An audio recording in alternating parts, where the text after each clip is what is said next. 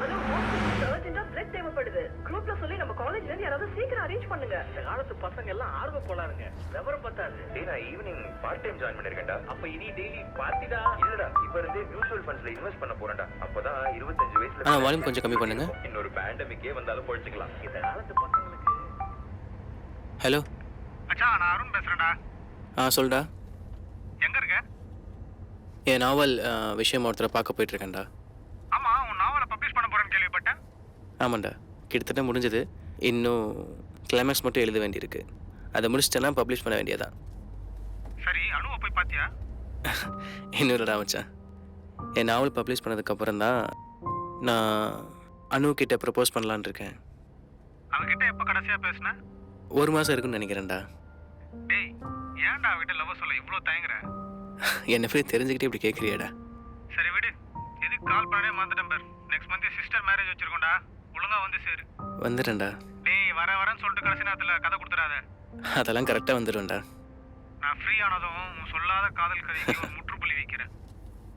சரி, வேலையை பாரு, நான் வைக்கிறேன். பாய்.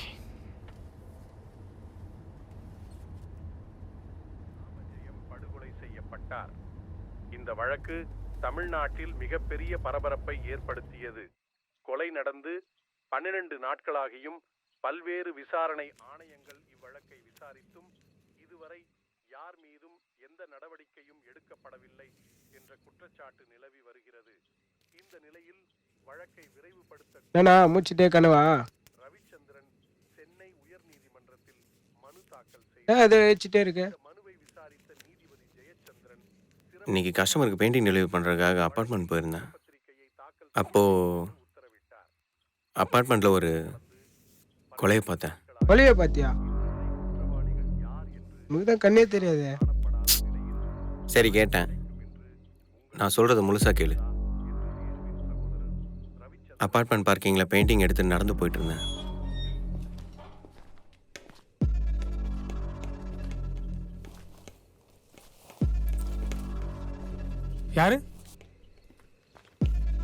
யாரு வேணும்?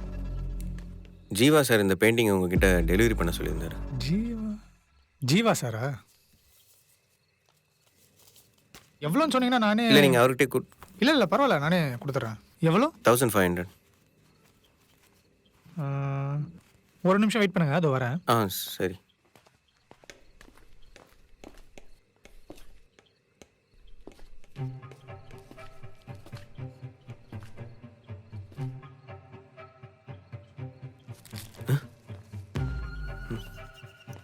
எவ்வளோ சொன்னீங்க? 1500.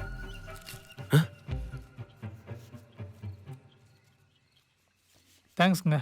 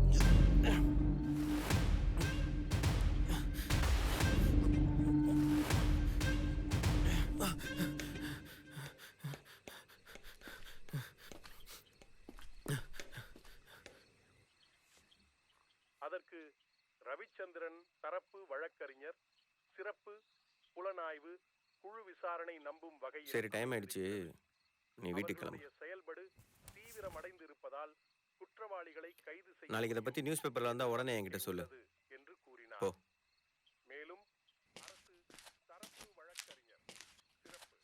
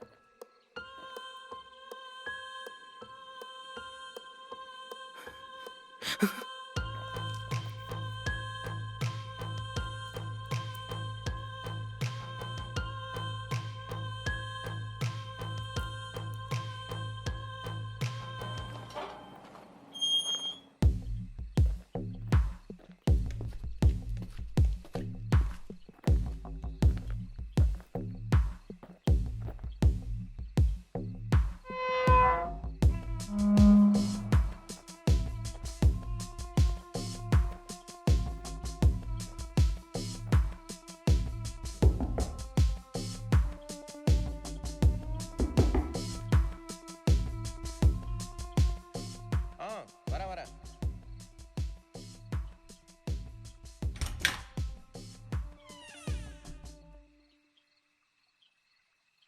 யாரு?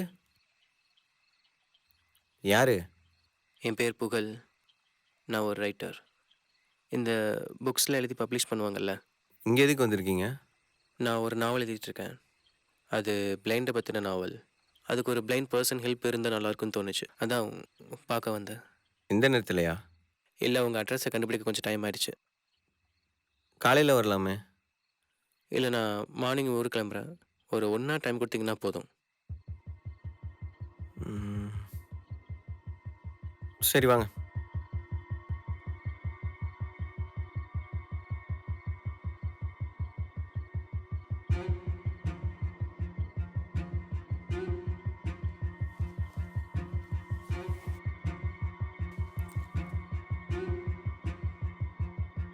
சொல்லுங்க பிரதர், என்ன கேட்கணும்? நீங்கள் வரைவீங்களா? ஆமாம். எப்படி ஒரு பிளைண்டாக இருந்துட்டு இவ்வளோ நல்லா வரைகிறீங்க? அது பண்ண ப்ராக்டிஸ் ஆகிடுச்சு. சின்ன வயசுலேருந்தே வரைவீங்களா? நான் என் கண் பார்வை இழக்கிறதுக்கு முன்னாடி வரைக்கும் நான் ஓவியங்கள் வரைஞ்சதில்லை. ஆனால் நான் என் பார்வையை என்னைக்கு இழந்தனோ என் மூளை ஃபுல்லாக ஓவியங்களாக நிறைஞ்சிருச்சு. அதை வெளிப்படுத்த தான் ஓவியங்கள் வரைய ஆரம்பித்தேன். கலை எனக்கு வரக்கூடாத நேரத்தில் வந்திருக்கு. அதை விடுங்க, உங்களுக்கு என்ன கேட்கணுமோ கேளுங்க. நான் எழுதிட்டு இருக்கிற நாவலில் உங்களை மாதிரியே ஒரு பிளைண்ட் கேரக்டர் இருக்கா? என்ன மாதிரியா? உங்களை மாதிரினா கிட்டத்தட்ட நீங்களான்னு வச்சுக்கோங்களேன். சரி சொல்லுங்கள், உங்கள் நாவலில் நான் என்ன பண்ணுறேன்? நீங்கள் என் நாவலில் ஒரு கொலை பண்ணுறீங்க. என் நாவலில் ஒரு பிளைண்டாக தான் கொலைகாரன் கேரக்டரை இமேஜின் பண்ணியிருக்கேன். ஆனால் எனக்கு ஒரு டவுட் இருக்குது. எப்படி ஒரு பிளைண்டாவில் கொலை பண்ணியிருக்க முடியும்? உங்களுக்கு கிளையன்ஸ் ரேயாளனை பற்றி கேள்விப்பட்டிருக்கீங்களா? ஒரு 75 வயசு ஆள் தான். அவன் பையனோட கேர்ள் ஃப்ரெண்ட் அவன் பண்ண ராபரியை வெளில சொல்லக்கூடாதுன்னு அந்த பொண்ணை கொலை பண்ணிடுறான். இத்தனைக்கும் அவன் வீல் சேர் யூஸ் பண்ணுற ஒரு ஆள். இந்த மாதிரி நிறைய இருக்குது. ஸோ கொலை பண்ணுறதுக்கு ஃபிசிக்கல் ஃபிட்னஸ் தேவையில்லை. அங்கே இருக்கிற இடமும் அந்த சிச்சுவேஷன் தான் அதை முடிவு பண்ணுது. இப்போ நீங்களே என்னை இங்கேருந்து கொன்னாதான் வெளில போக முடியும்னா என்னை கொலை பண்ண ட்ரை பண்ண மாட்டிங்களா?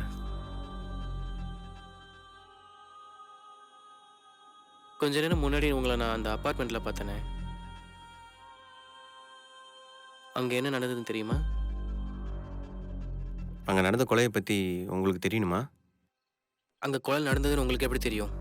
கொலை நடக்கும்போது நான் அங்கே தான் இருந்தேன். என்னால் பார்க்க முடியாது தான், ஆனால் என்னால் உணர முடியும். அங்கே என்ன நடந்திருக்குன்னு என்னால் கற்பனை பண்ணி பார்க்க முடியும். நான் பெயிண்டிங் எடுத்துகிட்டு அந்த அப்பார்ட்மெண்ட்டுக்கு போயிருந்தேன்.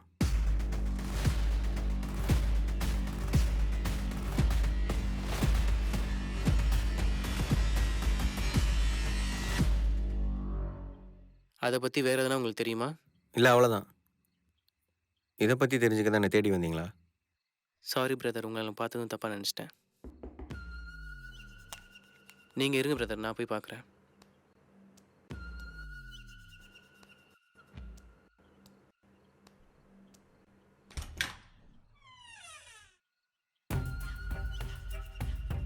யாரு?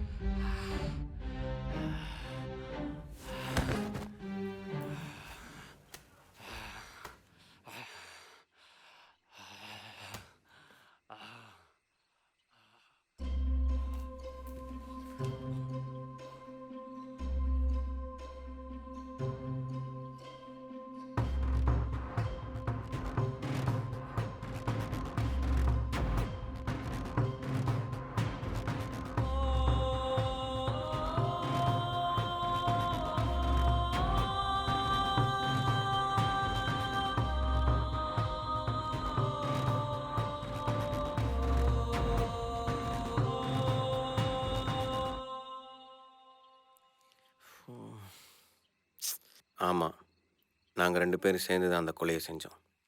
அப்பார்ட்மெண்ட்டில் நடந்த கொலை மட்டும் இல்லை, அதுக்கு முன்னாடி நிறைய செஞ்சுருக்கோம். மற்றவங்க எங்கள் மேலே காட்டின கருணை தான் எங்களை இங்கே கொண்டு வந்து நிறுத்தியிருக்கு. நாங்கள் செஞ்சது எதுவுமே எங்களுக்கு தப்புன்னு தோணுனதில்லை. ஆனால் இது எல்லாம் நான் அவளை நேசிக்கிறதுக்கு முன்னாடி. எப்போ நான் அவ கூட பழக ஆரம்பிச்சனோ நான் பண்ணதெல்லாம் தப்புன்னு தோணுச்சு. இது எல்லாத்தையும் விட்டுட்டு அவ கூட நிம்மதியாக வாழலான்னு நினச்சேன். ஆனால் நான் மட்டும் நினச்சா இதை விட்டுற முடியாது. ஒரு நாள் இதை எல்லாத்தையும் விட போகிறேன்னு அவன்கிட்ட சொன்னேன். இன்னும் எத்தனை நாளைக்கு இப்படியே கொலை பண்ணிட்டு சுற்றிட்டு இருக்க போகிறோம்? மாட்டிக்கிற வரைக்கும். எப்படி இது எல்லாத்தையும் ஒரு நாள் விட்டு தானே ஆகணும். என்னாச்சு உனக்கு? ஏன் இப்படி கேட்டுட்டே இருக்க? உங்ககிட்ட ஒரு விஷயத்தை பற்றி பேசணும். என்ன விஷயம்னு சொல்லு.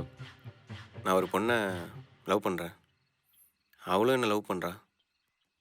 நான் பண்ணுறதெல்லாம் அவளுக்கு தெரியாது. நான் ஒரு ஆர்டிஸ்ட்னு நினச்சிட்ருக்கேன்.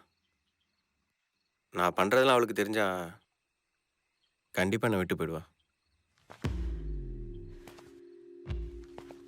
அதுக்கு இனிமேல் இந்த கொலை பண்ணுறதெல்லாம் நிறுத்திட்டு நம்மளும் மற்ற மாதிரி வாழலாமே. முதல்ல மற்றவங்க மாதிரி நம்ம இல்லை. நீ சொல்கிற மாதிரி ஈஸியாலாம் இதை விட்டுற முடியாது. இதெல்லாம் நம்ம ஆரம்பிக்கிறதுக்கு முன்னாடியே யோசிச்சிருக்கோம். ஒவ்வொரு நாளும் என்னால் பயந்துட்டுலாம் வாழ முடியாது. எனக்கு அவ கூட வாழணும். நீ வேணா அதை வாழ்க்கை ஃபுல்லாக செஞ்சுட்டே இரு. நான் நிறுத்த போகிறேன். என்னால் தனியாலாம் இது செய்ய முடியாது. நம்ம 2 பேரும் சேர்ந்து செய்கிறனால தான் இவ்வளோ நாள் மாட்டாமே இருக்கும். ஆரம்பிக்கும் போதும் ஒன்றா தானே ஆரம்பித்தோம், நிறுத்தும் போதும் ஒன்றாவே நிறுத்துவோம். ஆனால் அதை எப்போ நிறுத்தணும்னு நான் தான் முடிவு பண்ணுவேன். இல்லை நீ அந்த பொண்ணுக்காக எல்லாத்தையும் நிறுத்தணும்னு நினச்சேன்னா கொலை பண்ணுறது எனக்கு ஒன்றும் புதுசு இல்லை. நான் எவ்வளோ சொல்லியும் அவன் கேட்கல. நான் இதிலேருந்து வெளில வரணுன்னா அவனை மாட்டி விட்டால் மட்டும்தான் முடியும்னு நினச்சேன். அன்றைக்கி நைட் அப்பார்ட்மெண்ட்லேருந்து போகிறதுக்கு முன்னாடி அவன் என் பர்த்டேக்கு ப்ரெசென்ட் பண்ண அந்த கோல்ட் செயினை அந்த இடத்துல விட்டு போனேன். ஆனால் போனதுக்கப்புறம் தான் அவன் சொன்ன வார்த்தை என் காதில் கேட்டுகிட்டே இருந்துச்சு. ஆரம்பிக்கும் போது ஒன்றா தானே ஆரம்பித்தோம், நிறுத்தும் போதும் ஒன்றாவே நிறுத்துவோம். அவன் மாட்டிக்கிட்டா என்னையும் மாட்டி விட்டுருவான்னு தோணுச்சு. நான் அந்த செயின் எடுக்க அப்பார்ட்மெண்ட்டுக்கு போனேன். ஆனால் அங்கே யாரோ வர சத்தம் கேட்டு அங்கேருந்து கிளம்பிட்டேன். நான் அங்கேருந்து போகும்போது தான் யாரோ என்னை ஃபாலோ பண்ணுறாங்கன்னு தெரிஞ்சுது. கௌதம் கிட்டேருந்து தப்பிக்க வழி தெரியாத எனக்கு இது ஒரு சான்ஸ்னு நினச்சேன். என்னை யாரோ ஃபாலோ பண்ணுறாங்கன்னு கௌதமுக்கு மெசேஜ் பண்ணேன். அந்த ரைட்டரை என் வீடு வரைக்கும் ஃபாலோ பண்ண வச்சேன். இது எல்லாத்துக்கும் முடிவு கட்டணும்னா அது அந்த கௌதம் செத்தா மட்டும்தான் முடியும். ஆனால் கௌதமை கொல்றது அவ்வளோ ஈஸி இல்லை. கௌதமை கொல்ல நான் பயன்படுத்தின கருவி தான் அந்த ரைட்டர். என் மேலே சந்தேகம் வரக்கூடாதுன்னா அவன் மேலே கத்தியை வீசினேன். என் பிளான் படி கௌதமை ரைட்டர் கொண்டுட்டா அந்த ரைட்டரை நான் கொன்னுருவேன். ஆனால் இங்கே நான் நினச்ச மாதிரி நடக்கலை. என்ன ஆனாலும் இதை இங்கேயே முடிச்சு தான் ஆகணும்.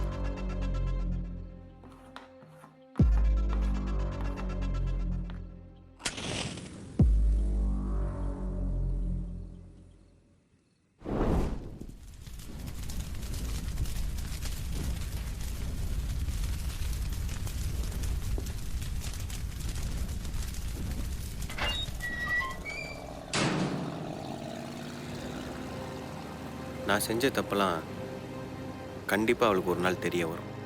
அதுக்கப்புறம் அவன் என் கூட இருப்பாளான்னு எனக்கு தெரியாது.